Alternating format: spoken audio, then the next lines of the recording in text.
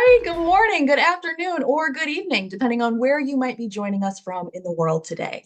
My name is Meg Alexander. I am, as always, honored and excited to get to host another fabulous Power to Fly Chat and Learn virtual event. We're going to talk today about what's your AIQ. Now, as we go through, before we dive into today's discussion, I just want to do a real quick shout out about our code of conduct.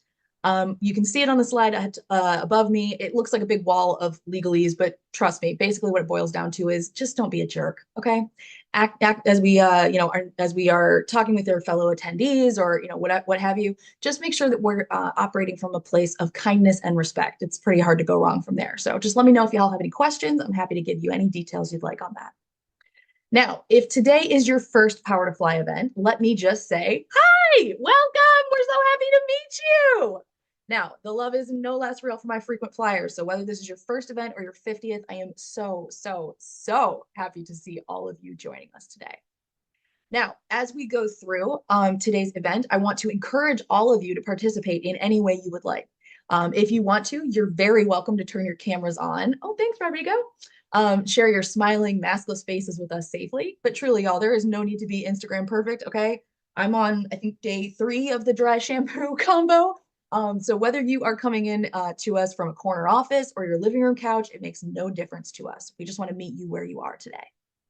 Now, if you do want to participate, but you don't want to do so with your camera, hi, Jabra. You can always chime in the chat if you'd like. We would love to see any questions you have there. Unfortunately, our audience members won't be able to come off mute during this session, but we do want to hear from you. So if you've got questions, please feel free to add them to the Q&A bucket in Zoom. And if you haven't utilized this feature yet, I encourage you to go into your Zoom toolbar, click Q&A. There should be a red little 15 next to it. These are all questions that you all submitted at registration. So as we go through today's event, please feel free to dive in here, add any other questions that you have. And I really encourage you to read the questions in this bucket and click that or thumbs up button for any and all questions that you're also interested in learning the answer to. That's how we're going to prioritize today. So that way the time that you are spending with Power to Fly is worth it. Now, we are recording today's session, and what that means for you is you don't have to take notes. You get to sit back, relax, enjoy the conversation I'm about to have with Erin, and not have to worry if you miss a resource that's listed or anything like that. Now, what's going to happen? We are live streaming to our YouTube account right now. Hi, YouTube. And the video is usually posted by the end of business today. But let's say that you cannot wait to share this out with a friend or a relative. So you can always share the link to our YouTube channel. Rhea is going to be sharing all of this in the chat as we go. You can share the link to our YouTube channel and people can check it out there. The other way to kind of keep things top of mind, especially if you're running around and have a busy Monday ahead of you, in about 4 to 5 business days, Power to Fly is going to email everybody that registered for today's event, whether you joined us or not. They're going to send you all an email, and it's going to have a link to where you can rewatch this recording when it's posted on powertofly.com. Now, I know the YouTube page is awesome, and it's it's a little bit faster. And there are a selection of some of our kind of greatest hits on there. But honestly, y'all, the full motherload, all of our free resources are all housed at powertofly.com.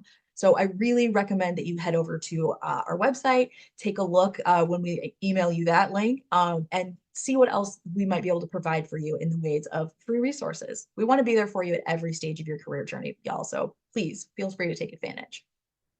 Now, like I said, please feel free to chime in the chat. I would love, actually, you know what, let's call that out. I would love to see where everybody's joining us from. I'm coming to you from Toledo, Ohio. This is land that belonged to the Fox, Kickapoo, and Potawatomi tribes in my area. So if you would like to let us know where you are calling in from or whose land you're on, feel free. Absolutely happy to shout out where everybody's joining us from. Oh, let's see, Kitchener, Ontario, Villarica, Chile, Garland, Texas. Oh my goodness, I love it. All right.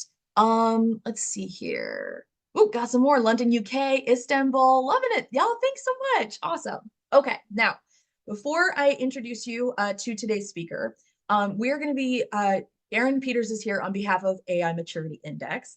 Now, Erin's going to tell us a little bit more about this process, so I'm really excited to dig in with her. But before we do that, here's some things you should know about Erin. So Erin is the co-creator of AI Maturity Index. She's a future of work evangelist, a retired digital nomad, a workforce expert, and a scale-up builder.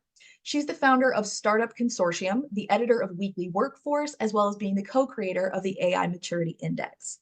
Before founding Startup Consortium, Erin built 2 unicorns in the staffing industry, where her work has helped 4.5 million people in over 190 countries access new learning and job opportunities.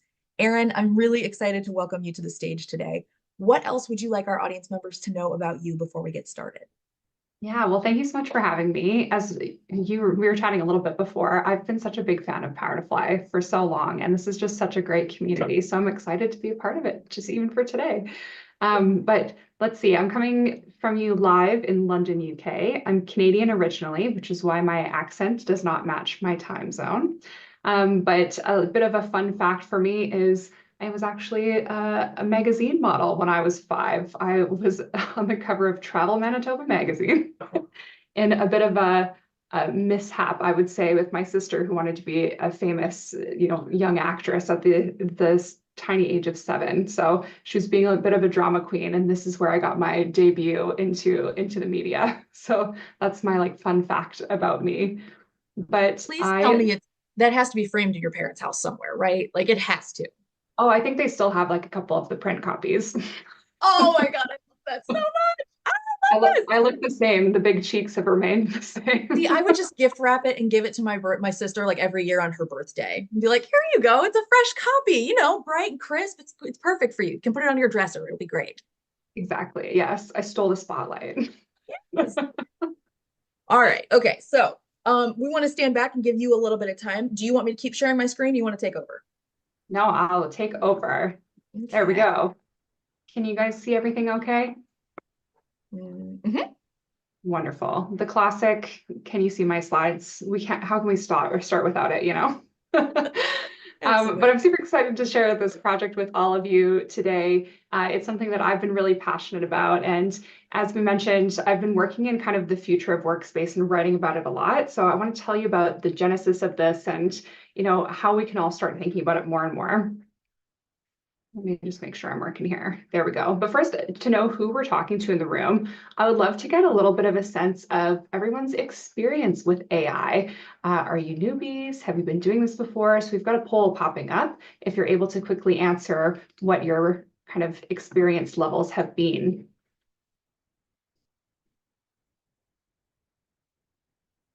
Awesome. You should see it popped up now. Oh, some daily users trying it once. Okay. So we've got a couple of people who maybe are in their early days of experimentation, some people who might be a little bit more comfortable. This is awesome. Good stuff. All right. So all in all, I just want to say congratulations to all of you AI adopters or anyone who's even here today who hasn't tried it before, because the very first step is actually just feeling comfortable to even experiment at all. And so I think, big snaps and celebrations to all of you here. So let's get into it a little bit more. You've already heard a little bit about me. Oh goodness. Here we go. You've already heard a little bit about me, but one thing I just want to call out is I do write about the future of work. I write a newsletter called Weekly Workforce that comes out every Sunday, but it is kind of important to this story because as I was going through and writing about this all the time, I just started to see a lot of the kind of fear that was happening in the media when it comes to AI and how this is going to affect all of our jobs. And this is kind of the genesis of this story. So let me bring you through some of the snapshot of how AI is currently impacting skills and jobs to really set the stage for what we're getting into today. So the current state of affairs, everybody's pretty nervous about it, if I'm being honest. So if we look at kind of a study that came out earlier this year with knowledge workers, 47% of people worry that advancements within the next 5 years are going to cause them to lose their jobs entirely, which is basically half of us in this room have probably had this type of a worry in general. And what's crazy is that not all of us should be worried in the same kind of capacity. So I want to bring you through World Economic Forum's categorization of skills and jobs and what's probably going to be affected by AI and what isn't going to be. Because as I mentioned, not everyone is going to be impacted the same. So there's three buckets that they've separated AI and skills. The first is high potential for automation. So this is something where there's pretty much no human interaction. AI is going to be taking over, and it's really going to be doing all of the work, soup to nuts without you. Next, you have high potential for augmentation. So this is a human, they're doing the work, but they're doing it a lot more quickly or efficiently. And, kind of productivity gains really are going to fall into this augmentation bucket. And lastly, we have areas that are lower potential for exposure. So stuff like you really need that human element. We're going to chat face to face. Maybe I'm going to do something in person, for an assessment in a doctor's office, for example, that's going to have a lot less exposure to AI. But the reason I want to talk about this is because not everything is going to be impacted by AI, but leaders and businesses are really thinking about how this is going to impact their teams. And what's crazy is that lots of companies are not even going to consider hiring someone unless they have some level of AI skills. So 66% of leaders would not hire someone who doesn't have AI skills. And 77% of hiring leaders actually say that they're willing to hire someone who's potentially more junior in their industry or role if they have AI skills. So this starts to get kind of scary, but also very exciting, especially if you're a newbie, because it means that you just need to acquire a few of these AI skills and you can leapfrog ahead and open up a lot more doors and opportunity. But now you're going, okay, I get it. I need to learn AI skills to help my job, but where do I start? It's overwhelming. Where do you start? I don't know. Pick a tool in this map, right? And what do these tools even mean and what do they even do? It's crazy overwhelming to go, what do I pick and how do I start and where do I even learn these tools? Are tools even skills? What do I do here? And so I think this is really where we started to go, gosh, ChatGPT really is the tip of the iceberg. And what's really relevant to one person in their industry or role is really irrelevant to someone in another industry or role. And this is really the genesis of the AI Maturity Index, is what if we could measure AIQ and give someone a self-diagnostic tool to not only tell them how they're currently doing with AI, but to be able to recommend a learning path for them or potential use cases, skills, and benchmarks. So this is really where the dream team was assembled and came together. So you know about me, I'm a future work evangelist and write about the space. My co-creator, Ivo Zapar, he's the founder of the Saudi AI Leadership Forum and also a company called Remote How and Remote First Institute that helps companies to work more effectively remotely. And John Windsor, who's a member of the Laboratory for Innovation Sciences at Harvard and also authored the book Open Talent. So this is where all of us got together and went, we have a lot of questions that needed answered. And we started actually a research project, not a tool initially. And we wanted to know, what does adoption even look like? Because adoption does not equal usage. So what are the factors in our world of AI that actually impact adoption in general? Someone might be very technically advanced and know tools inside and out, but if they're fearful that using these tools will eliminate their job, they probably won't. So adoption would be low. So we wanted to explore that. We wanted to know, where is AI being used and for what? What were those applications? Are certain people, geographic regions, roles, or industries using it more than others? What's that psychological impact? Knowing that people probably have both positive and negative experiences. So how do we measure that when it's not one or the other?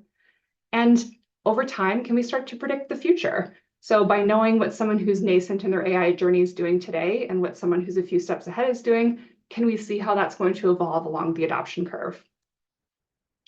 Then we were going, how are we going to collect this information? Well, there's traditionally two types of ways you can go about this. One is a survey, which a lot of us have survey fatigue. Like, gosh, another survey asking me all of the same questions about what to do. But the great thing with surveys is that they're scalable and they're really easy to measure on the back end of that. And then we also wanted the depth and exploration of an interview. But at the end of the day, there's three of us. We couldn't sit down and do the volume of interviews that we wanted to do. And me being just, a brute wanting to get my way and have my cake and eat it too, we came up with the best of both worlds. And so we said, let's drink our own Kool-Aid and actually use AI to help us with this problem. So we created an AI assistant that you can speak with for 15 minutes.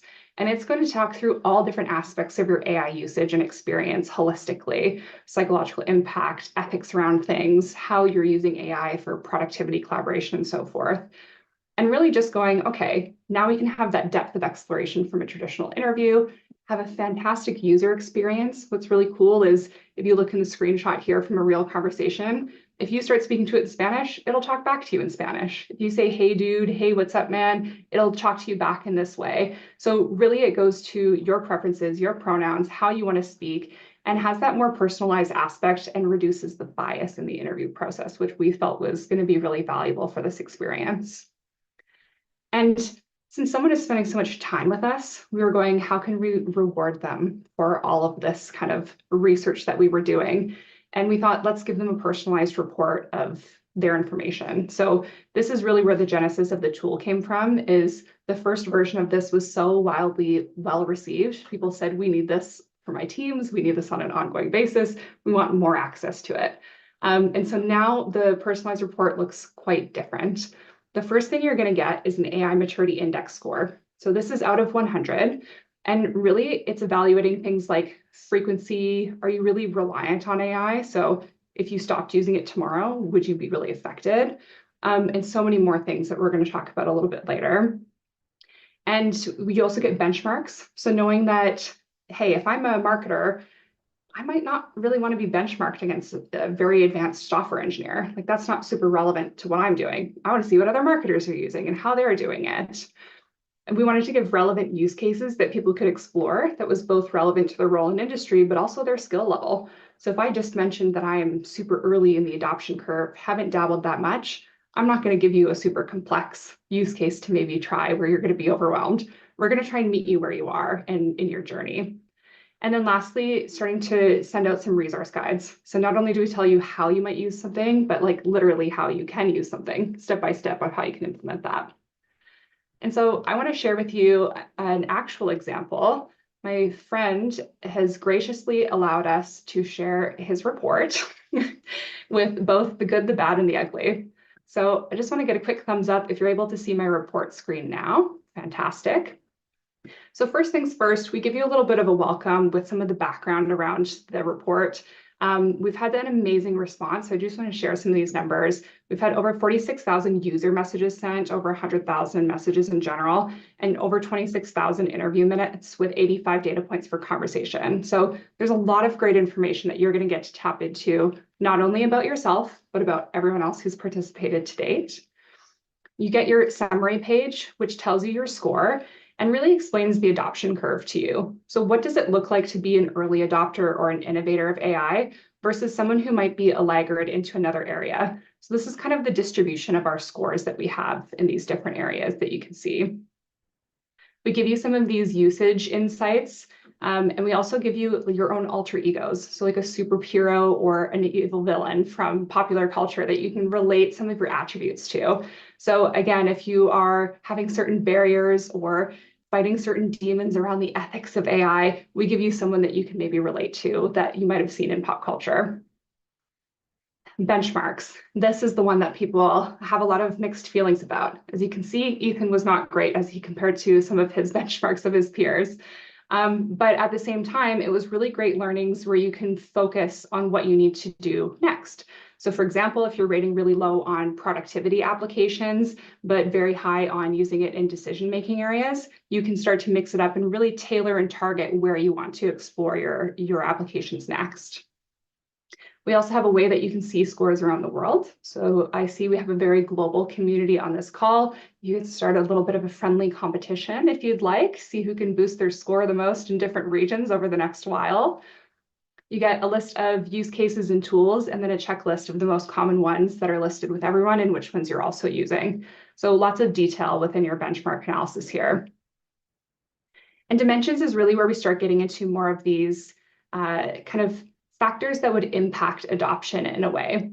So we have things like skill level from novice to expert, customization. Are you logging into ChatGPT or are you making an entirely customized solution on your own? Things like creativity. Are you using lots of tools connected to each other? Are you using it for brainstorming? You know, there's lots of elements that go into these factors here. Trust. Do you blindly trust every output that comes from AI? Or are you highly skeptical and this is affecting how much you're using it? Collaboration. Are you mostly using it on your own in a silo, or is it something where it's permeating throughout your team and all of you are using the same tools or the same instance of something? And then, of course, ethics awareness. If someone thinks that they're concerned with the source material for AI, they probably aren't going to use it. So this does drastically affect your adoption as well. And we show you all of the benchmarks against everyone else for all of these dimensions too. So really trying to double click in on these different areas of adoption. It's not whether or not you used ChatGPT, if you use it daily, it's gosh, what is the depth of it? Advanced prompt engineering or even using OpenAI's API on the back end of something, right? Like there's so many different levels and areas where this can be used. And then lastly, we have your roadmap. So exploring some of the areas that you can focus next, and then giving you some actual use cases that you can open up and learn these different guides with that we would recommend, again, based on your skill level, and then based on things that you might be interested in doing. Awesome. And, we've had really, really fantastic feedback on this, as I mentioned, which was the genesis of how we're making this free and open tool for everyone. So for individuals, you get all the information that I just showed you for free by chatting for 15 minutes. And we would also love your feedback on this so that we can make it more and more valuable over time. So if you haven't started it already, please start it now. You can share the testimonials on the last page of your report so that we can make it more effective for you. And don't mind my dog. He always loves to make a bit of a star appearance now and then. Awesome. Right. So That was fabulous. You have to tell us your dog's name. oh, this is Wiley. He's a 12-year-old rescue from Spain, and I thought he was giving coyote vibes, so he's Wiley Coyote. Yes. Oh, handsomest coyote I've seen all day. Thank you for gracing us with your presence, Wiley. He's very famous around these parts. Yeah, he looks famous. He looks like he's very important and people know who he is. That star quality, Oh, the je ne sais quoi. Exactly. Okay, so I launched a poll, y'all. So we want to know about your AIQ. I'm trying to figure out what areas we need to focus in today. So vote for what you'd like. The questions are still in the question bank. We're going to go through those. So no worries there. I'm just trying to make sure I spend enough time where y'all want to spend it. So, all right, it looks like skills and career development is leading by like far and away. Tailing is AI adoption and implementation, and then tools and applications. Okay, cool. No worries. All right. So tell you what we'll do. We'll stop sharing our screen and we'll bring both of us up on stage here. There we go. Hello. Okay.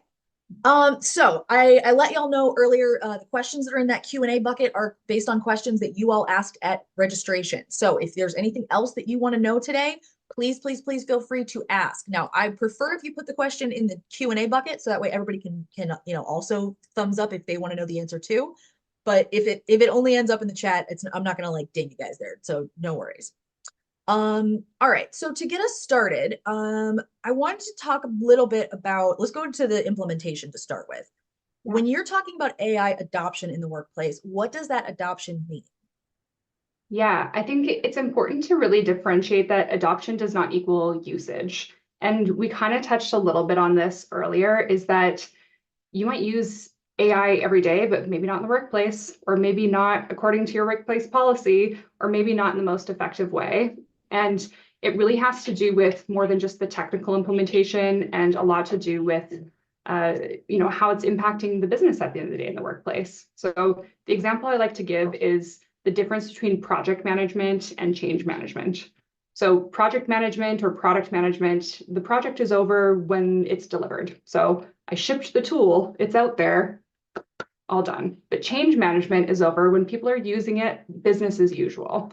And I feel the same way with adoption when we talk about AI. It's not enough to open up the tool and to use it once or twice. It's how integrated is this into your everyday? And are you happy about it? And is it effective? So I think it's that multidimensional, holistic feeling of what AI is doing in your kind of affecting and impacting your work. No, that makes a ton of sense. I've used it really sporadically, whereas my husband uses it to like plan everything. Like he's used it like crazy. So where I've kind of gone to it in moments of like, I need to plan a walking tour of Paris. I'm in Paris right now. I need this walking tour right now. He tends to go more for things like, oh, build me a meal plan based on this, and also include my shopping list that I need to pick up at Kroger, like that kind of thing. So Right. I do think it's very interesting to see the wide variety of uses people have for it. And then you're right, it's a completely separate layer of like, well, how often do you go to those? Right. And I Yeah. think the application of that, like you just gave some great examples of, is it something where it's productivity? Like you could make your own grocery list, but we're augmenting how fast we can do that with this tool, right? So it's a productivity augmentation versus something that might be, very advanced automation with vacation planning and like brainstorming and ideating, which is a different application to productivity, right? So the nuance of it's the same tool. We might have just used it once this week, but what are these layers that we can unpack? I like that. Very cool. All right. So as we are talking about organizational consensus, which I mean, consensus is, oh my gosh. Okay. So if we're trying to strategize how to get consensus, how to get people to say, yes, we want to adopt AI beyond technical teams, what do you think should be that strategy? How do you think this is going to be, uh, passed along? Yeah, I think, at first you have to make it make sense. Like, does this actually tie back to a business goal that you have or any type of a team goal in any way? Because if it doesn't, it's going to be a lot harder to get consensus when it doesn't tie to that core goal that you might share altogether. And then you obviously have to ask, like, is AI really the right solution? So I think that's first and foremost. But the second thing I'll say is I love to use the DDD and sometimes D type of consensus builder, which is discuss, debate, decide, and sometimes disagree and commit. Which means if you can involve everyone in discussions, debating their concerns and voicing these early, and then making a decision, usually you'll get to consensus a lot quicker because people are involved in the process. So it's not like a top-down approach where we're going to implement this and you need to get on board, right? So try to leave space to allow people to express their concerns and raise their own barriers so that you can overcome them.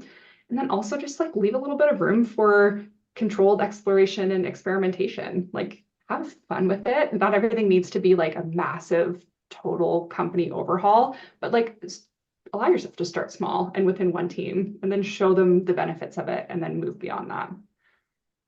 I like this. I think it seems a lot it seems a lot easier to combat some of that tech fatigue mixed with but we've always done blah blah blah, people, as much as we try to be, are still resilient to change. So I think it is really, a good way to highlight that, shoving someone's face in it is not necessarily going to be the thing that gets them to adopt it. Right. So yeah, I like that. I like that approach a lot. All right, now we touched a little bit on this in your earlier presentation, but how does adoption vary across different industry verticals? We talked about how things like IT consulting, yeah, are going to be more using it. But do you even see differentials within that? Oh my gosh, tons. So, but I think also if we just look at industry in general these days, tell me a company that's not a tech company, right? Like there's a technical and like aspect to everything that we're doing. And so I do think that there's a lot of groups that are really impacted by AI, but which ones are maybe putting up some more blockers?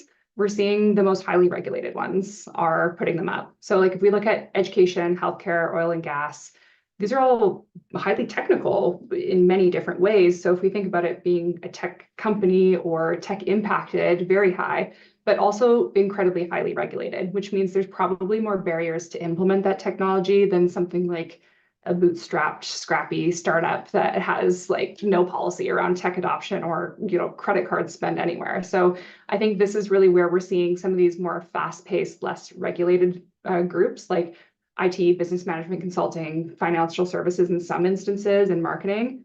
They're the highest adopters. And then education, healthcare, oil and gas, like these are the lowest adopters when we look at something like frequency or novelty of implementation. All right, I like this. All right, now, okay, so we identified from our poll that most of y'all want to know about skills and career development. So we're going to jump there for now, and then we will come back to some of our other areas of focus. But please feel free, y'all keep sending in questions if you've got them. I'm marking them off from the question and answer bucket as we go through. So add any questions that you would like and upvote any questions that you would also like to know the answers to. All right. So if we are talking about we touched on this briefly about the skills area, right? How we are kind of at this this jumping off point for AI. And so the how do I say this? Like the bar is pretty low still. Yeah. Like there's not a huge mountain of things you're gonna have to know. It's not like you're learning typing, but also Microsoft Word. So when people are trying to make sure they're not left behind, how should they go about trying to either develop or sharpen skills? Yeah, I think it's a great question. And if you remember at the beginning of our conversation, we talked a little bit about what leaders are looking for when they're hiring for skills. So I think the first thing is like, honestly, just know that even if you have a little bit of AI skills, you're ahead of the game. And this is a great opportunity for you to use this as a leapfrog opportunity as well.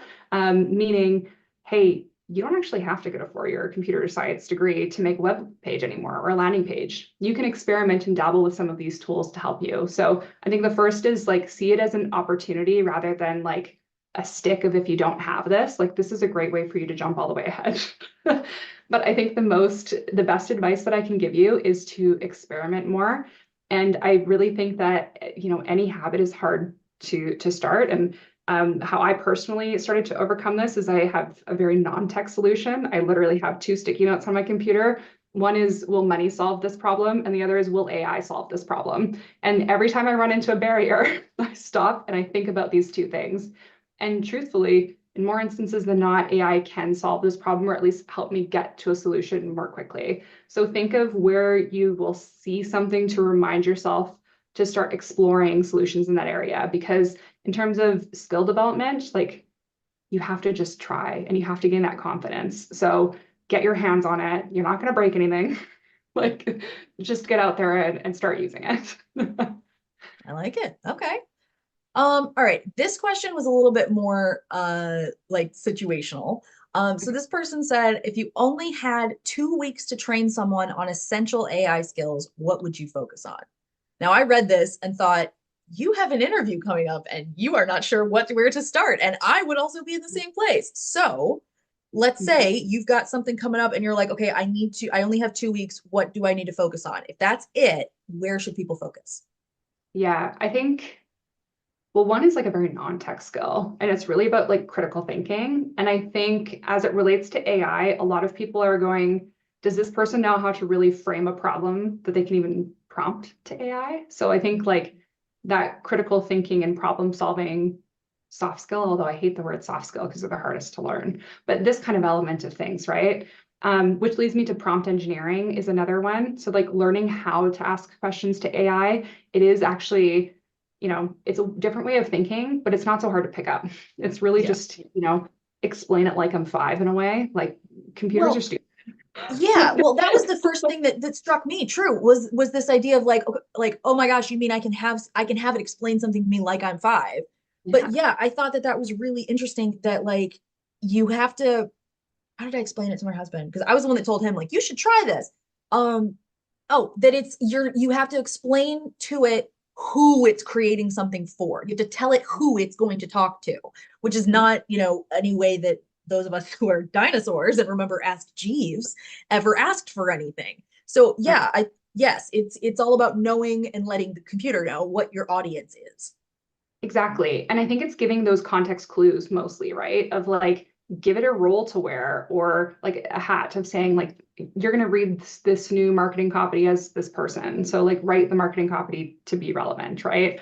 Or I want you to look at this data set, but I also want you to know like potential issues with the data set. And so, like, pretend like you are an ISO compliance officer and like evaluate it first, like I think there's ways that you can be really creative with prompt engineering or even have different checklists that you can follow to make sure you're not just going, write me marketing copy. Like, what are the next layers that you can add on this to make it more effective and more relevant? And then start getting the output that you want in fewer inputs, right? So I think prompt engineering is another big one.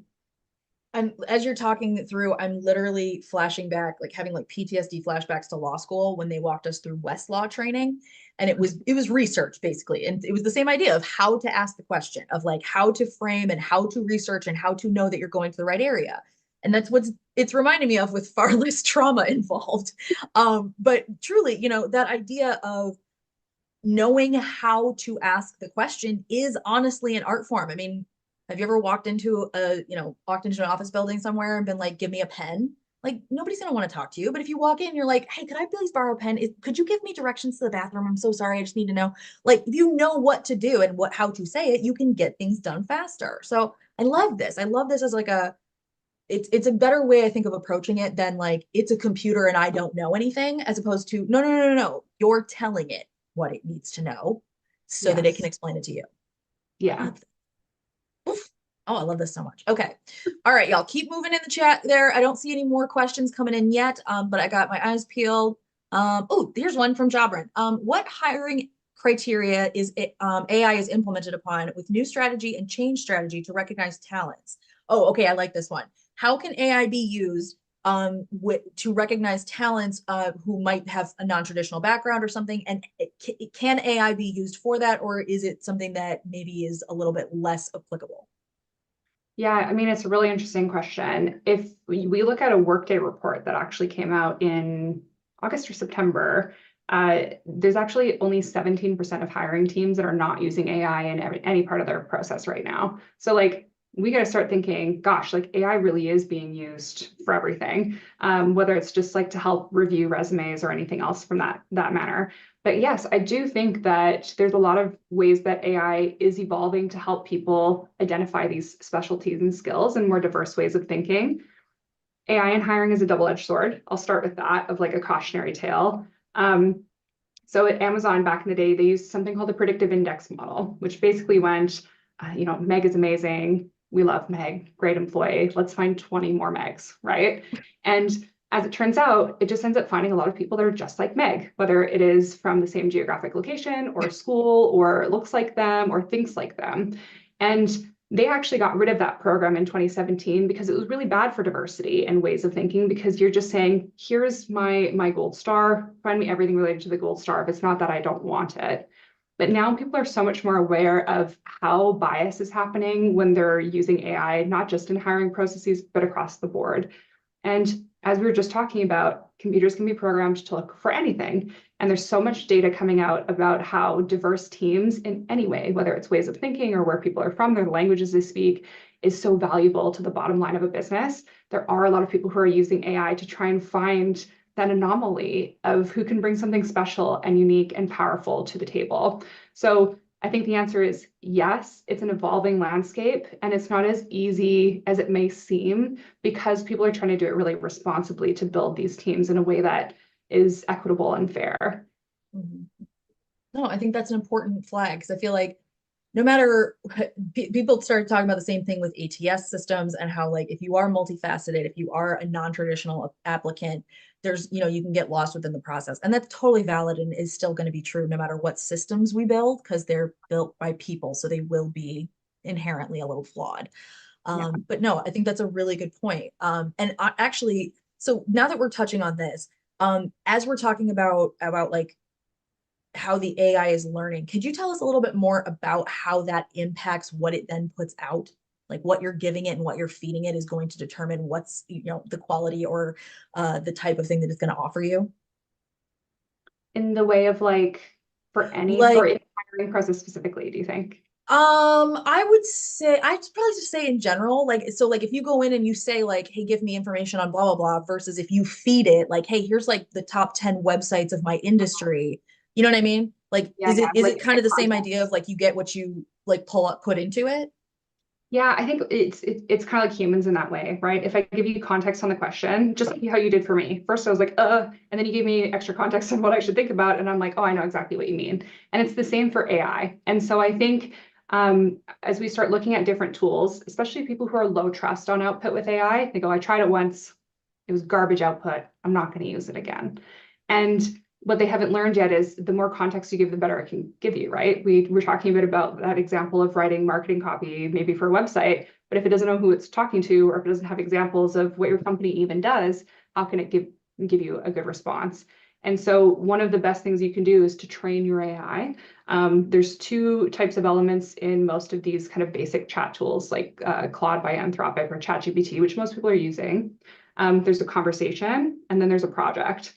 And the more people start to use a project, it's all of these things you can load into there. I talked about my company and what it does, and I talked about our mission statement, I talked about our customers, and now it goes, okay, it's almost like an employee at your company now. It's got so much context about what's happening and the outputs are so much stronger. So I think all of us can give AI a little bit of grace and a little bit of extra context and like treat it like that intern or explain it like I'm five and give them all these context clues so that the outputs can be a lot stronger for you. Yeah. Okay. Love it. All right. So our third highest ranked topic was AI tools and applications. So let's talk our way through some of these. How do professionals know, or how can they tell what the right AI tools might be for their specific role or their industry?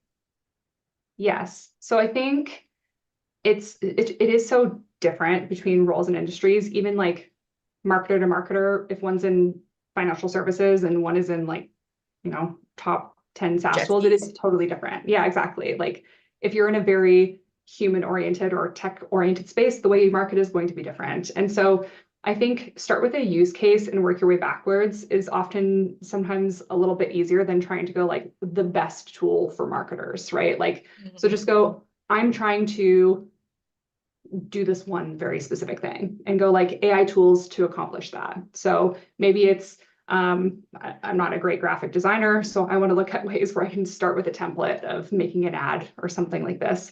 So I can look up AI tools for design or AI tools to make a landing page. So start with this specific use case and then search for that.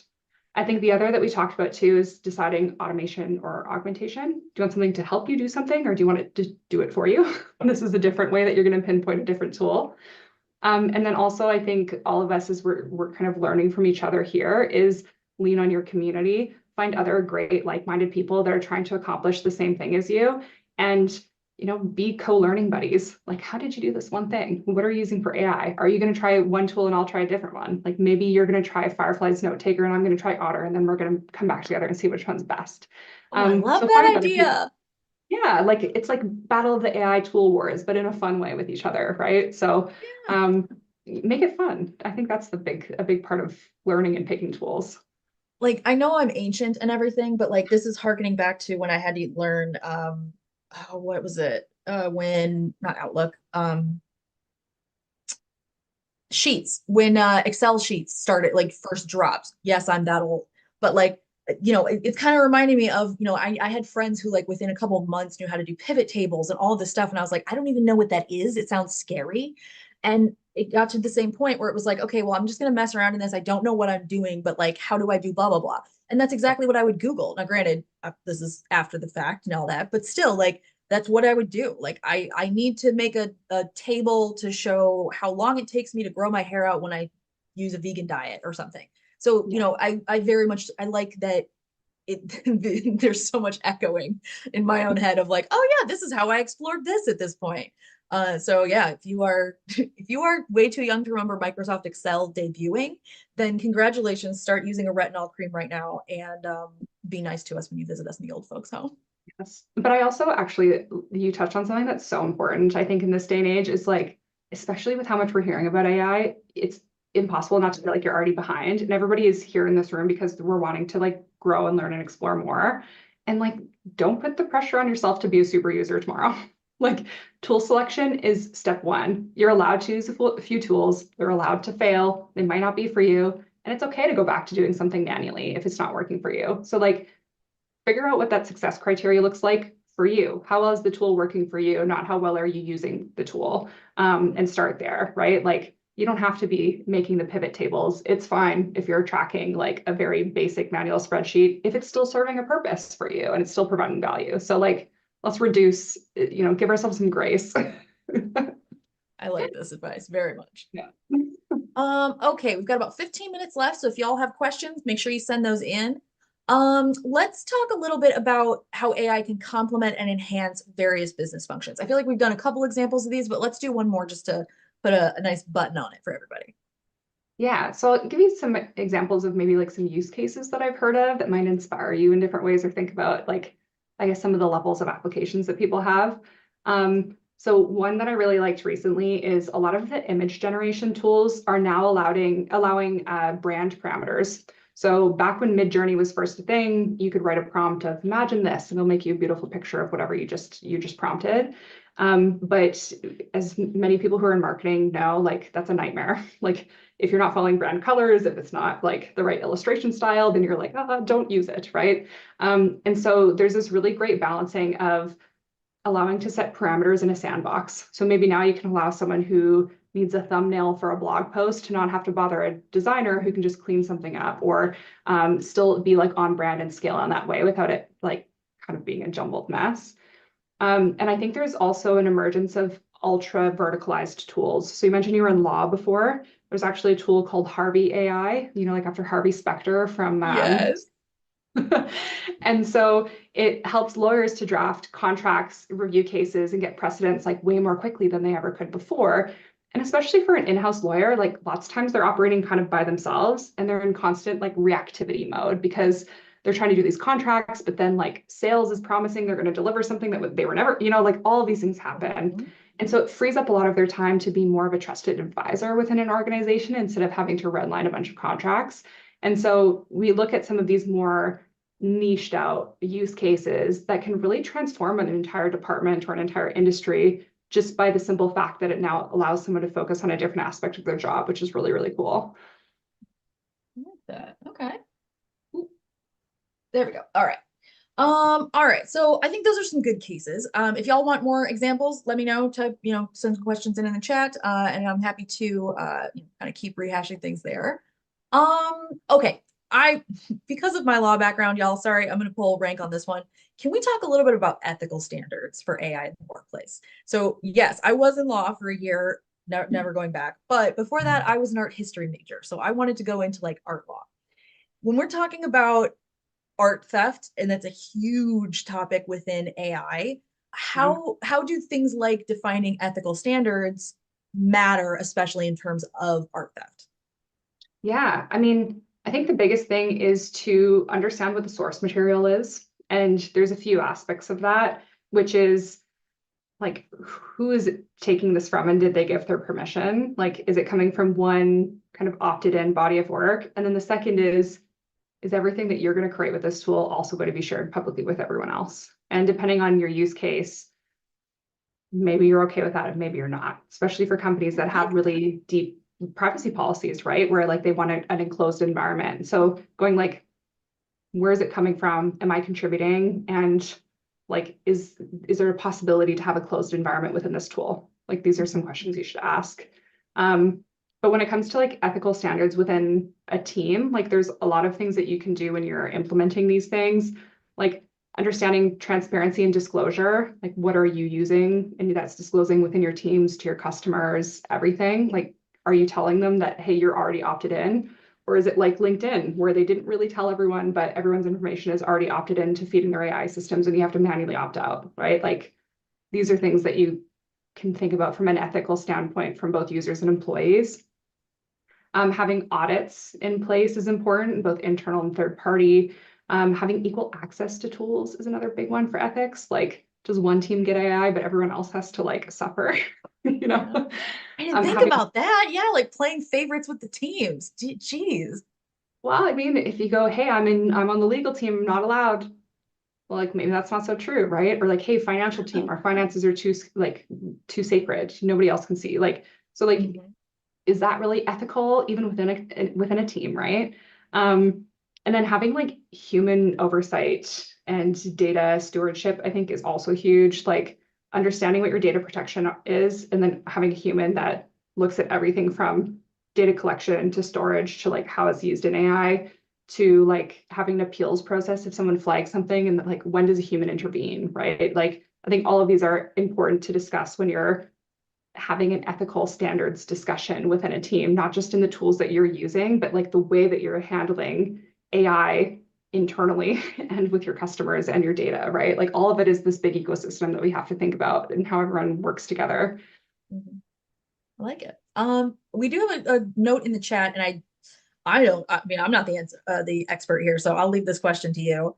Cynthia asks, does sharing information with an AI tool limit who has access to the data that you're feeding it, or is the data now available to anyone? I think the answer is, in a very legal way, it depends, but it depends on the site, right? On like the tool you're using. Yes, so it does depend. And let's say you're going to an out-of-the-box solution where you're just logging in, something like Midjourney or ChatGPT. Like every prompt that I put in and everything that I create is publicly available to everyone. Or if I give context on my entire medical history, trying to get ChatGPT to give me a diagnosis when I'm like freaking out about having a sniffly nose, like all of that is now in there. And if they also know my age and my gender and other things, like it can tie that in together. Now, even for tools like that, like ChatGPT, for example, they also have the ability for companies to make their own closed and private environment, which means, hey, you can use this information with all of the public access to information that's out there, but we also have your own, kind of internal intelligence and knowledge sharing system where you can load it with context, and only people within your team who have access to this tool within your instance are going to be able to see that, not everybody else. Now, for the average user, that's not always an option. So it's important to read the terms and conditions, or at least, talk to a friend who knows how to read terms and conditions and to tell you if it's going to be used.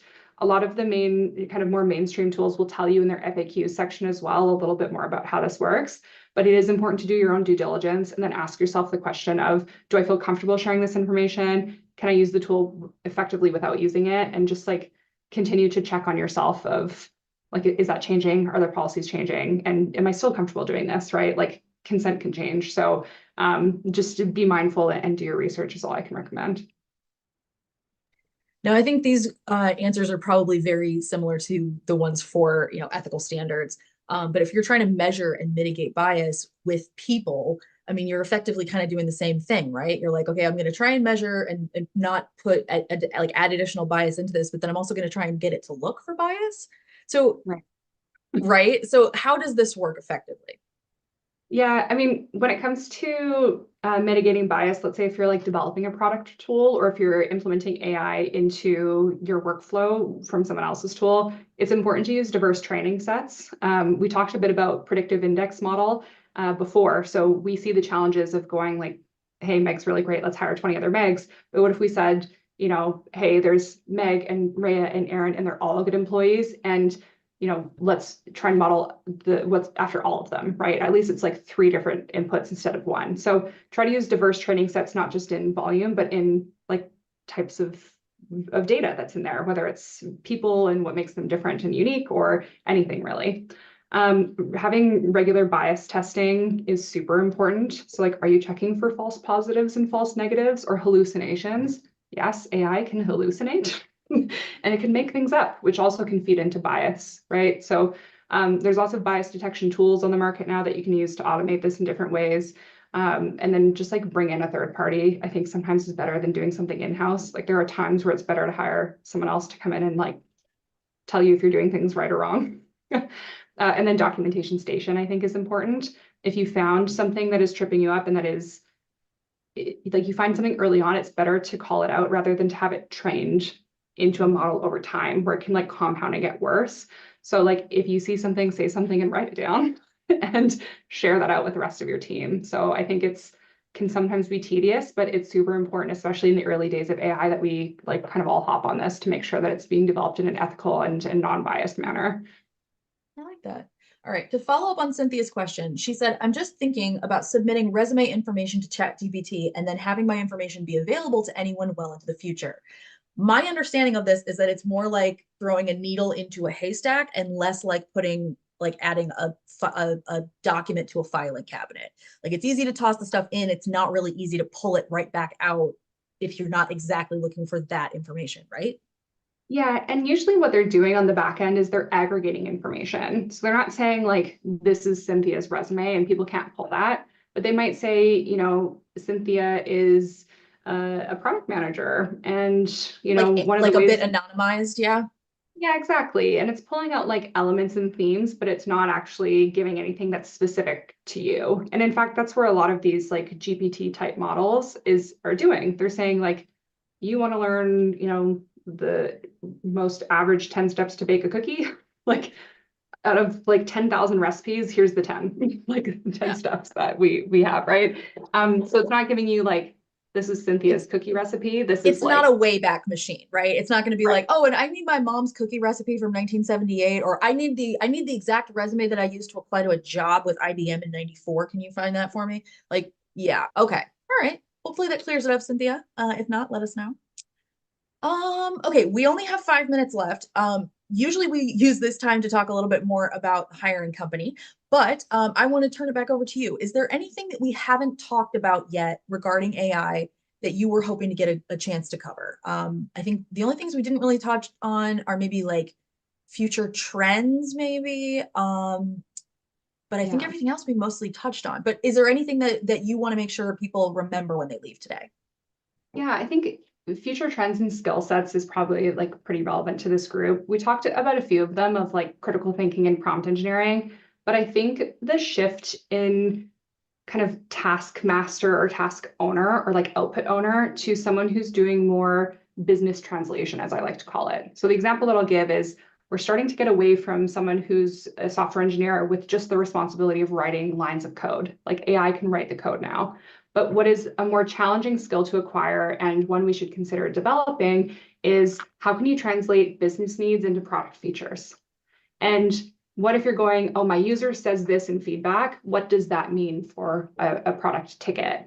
And so bringing in that kind of external context and being able to translate different things into outputs that are required kind of ties in both of those skills of critical thinking and prompt engineering a little bit. Because you're going, okay, I see this need or I see this problem, and how do I define that into actual prompts for outputs, right? Whether that is to write code or it is to write copy or anything of that nature. So really just think like in my current role, what tasks can I start to automate and how can I really start to bring different worlds together and practice that skill set of like, okay, why am I doing this task in this way? What business problem is it solving? And then how can I really measure, the output of that afterwards? Cool. Loving this so much. Okay, so let's recap a little bit about the AIQ process so people remember what their next steps are or need to be once they leave here today. Yes, so you can scan this QR code. We also have the chat and link in the link if you just want to click it and you don't want to take out your device. But you just chat with our AI assistant for 15 minutes. It's going to ask you all different types of things about how you're using it, how you're feeling. And immediately after that, you're going to get a free individual report that you saw the preview of a little while ago. What's up next for our company? We're also going to have team reports. So if your whole team wants to do them, we can help with that. And we'll have like a more premium, deeper insights and personalized coaching roadmap that's going to come out probably next year too. But everything you saw from me today is free and available right now. And so you can take that information and start to go, hey, yeah, this is where I'm really strong and this is where I should start to focus to improve, maybe try some of those use cases. And again, have fun, be confident, and just get your hands dirty with it. Awesome. Oof. Love all of this. Thank you so much, Erin. Y'all, we did share the link for the last slide. The one that's up now is what would put you in touch with Erin on LinkedIn. I very much recommend it. But is there anything else that you would like people to do? Follow your company somewhere, or anything else that they should be doing to keep track of you and what you've got going on. Yeah, well, if it's me personally, please connect with me. I'm also just like, I really love hearing what people are working on and where you are in your career journey. So, like, don't just add me, like, actually send me a message. I'm pretty responsive. And if you do like hearing to random ramblings about the future of work, I do have my newsletter, weeklyworkforce.com, that you're definitely welcome to hang out and watch. Anything from and guide on how to price yourself as a freelancer to what does city planning teach us about the future of work? Random thoughts that I have that get kind of built out happen in that one. So whatever suits your fancy, I guess. You had me with what to charge the freelancer, so I will absolutely be going with that. Yes. Yes, Cynthia, there's the AIQ link again. Mhm. And nope, not that one. There's the QR code again as well. Erin, thank you so much. This has been wonderful. I had a really good time talking to you, and I very much hope we get to do this again soon. Thank you so much for having me. And thanks everyone for coming. It's been so great to spend some time with you. Awesome. All right, y'all, that is going to be it for today's session. But I just want to say a massive thank you to all of our Power to Fly, or Power to Fly, sorry, all of our of our attendees, thank you all so, so much for joining us today. I love that you come to these events because it means I have a job, but I love even more that you come to these events because it means that you just took 60 seconds out of your, or sorry, 60 minutes out of your day to do something positive for yourself and your career. Okay. That is not easy in this day and age. It's not necessarily fun. So whether you're a little treat person or not, listen to Meg. Okay. Give yourself a cookie or the gold star, pat on the back, Starbucks drink, whatever it is that helps your, dumpster fire of life sometimes. Please feel free to do that today. Now, as for the rest of the day, go out and have the rest of the day, week, weekend that you deserve. And hopefully we will see you back here sooner rather than later. Bye, y'all.